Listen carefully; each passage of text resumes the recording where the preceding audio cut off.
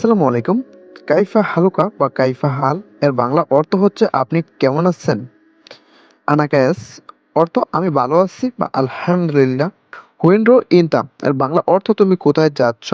এখানে হুয়েন অর্থ হচ্ছে কোথায়, রো অর্থ যাচ্ছ বা যাওয়া, ইনতা অর্থ তুমি। তো আপনি আরবি শিখতে গেলে অবশ্যই আপনাকে আগে আরবি শব্দগুলা শিখতে হবে। যেমন হুয়েন অর্থ কোথায়, রো অর্থ যাচ্ছ বা যাওয়া, ইনতা অর্থ তুমি। আনারস সুগর অর্থ আমি কাজে যাচ্ছি। এখানে আনা অর্থ আমি, রো অর্থ যাওয়া বা যাচ্ছি, সুগর অর্থ কাজ বা কাজে। তো আনারস সুগর আমি কাজে যাচ্ছি। আনা এবি রো মাকাল অর্থ হচ্ছে আমি দোকানে যেতে চাই। এখানে আনা অর্থ হচ্ছে আমি, রো অর্থ যেতে, এবি অর্থ চাই, মাকাল অর্থ হচ্ছে দোকান। তো আনা এবি রো মাকাল অর্থাৎ আমি দোকানে যেতে চাই। তো কেউ যদি আপনাকে বলে কাইফা হাল বা কাইফা হালুকা অর্থ আপনি কেমন আছেন?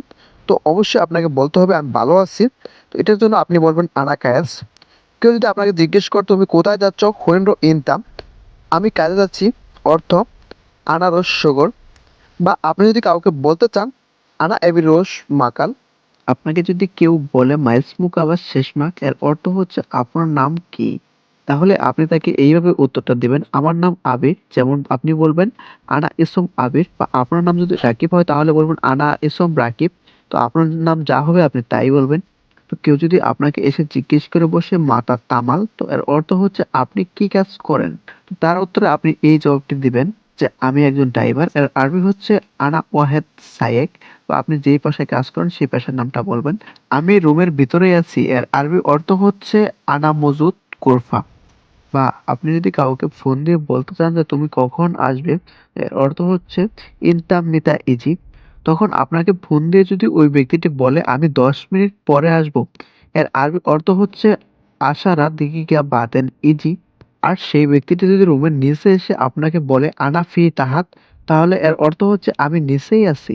তখন যদি আপনি সেই ব্যক্তিটাকে বলতে চান তুমি তাড়াতাড়ি এসো, তো এর আরবি অর্থ হচ্ছে তাহাল সুরা ইনতা। তো কেউ যদি আপনার রুমের সামনে এসে বলে আহমেদ ইনতা মওজুদ গুরফা, তো এর অর্থ হচ্ছে আহমেদ তুমি কি রুমে আছো?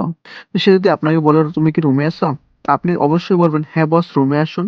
তো তাহলে আরবিতে বলতে হবে তাওয়া মুদির তাল গোরফা। তো আপনার বস রুমে আসার পর আপনি তাকে এইভাবে জিজ্ঞেস করবেন ইস মুশকিলা মুদির। এর অর্থ হচ্ছে কি সমস্যা বস, আপনি আমার রুমে কি জন্য আসলেন বা আপনি আমাকে কি জন্য খুঁজতেছেন? তো আপনি যদি তাকে জিজ্ঞেস করতে চান কেন আপনি এখানে এসেছেন, তো এর আরবি অর্থ হচ্ছে লেস ইজি ইনতাহেনা। আপনি এখানে কি জন্য এসেছেন? তো আপনি যদি নতুন যাওয়ার পর দোকানে কোনো কিছু কিনতে চান তাহলে আপনি তাদের সঙ্গে কিভাবে আরবিতে কথা বলবেন, চলুন দেখে নেওয়া যাক। তো হাদা কাম পুলুস এর অর্থ হচ্ছে এটার দাম কত? তো আপনি দোকানে গিয়ে তাকে যদি জিজ্ঞেস করেন আনা আব্বা ওয়াহেদ, এর অর্থ হচ্ছে এটা আমার লাগবে, এটা আমি নিতে চাই। আর দোকানে যাওয়ার পর কোনো প্রোডাক্ট বা কোনো জিনিস যদি আপনার পছন্দ না হয় তাহলে আপনি এভাবে বলবেন হাতা মাফি কয়েস, এটা ভালো না। চিপ আনিস শারিকা, আপনি অন্য কোম্পানিটা দেখান। তো সে দোকানে গিয়ে কোনো কিছু কেনাকাটা করার সময় আপনার কাছে যদি মনে হয় দামটা বেশি নিতে, তাহলে আপনি এইভাবে তাকে বলবেন হাদা জিয়াদা গালি। এর অর্থ হচ্ছে এটার দাম বেশি।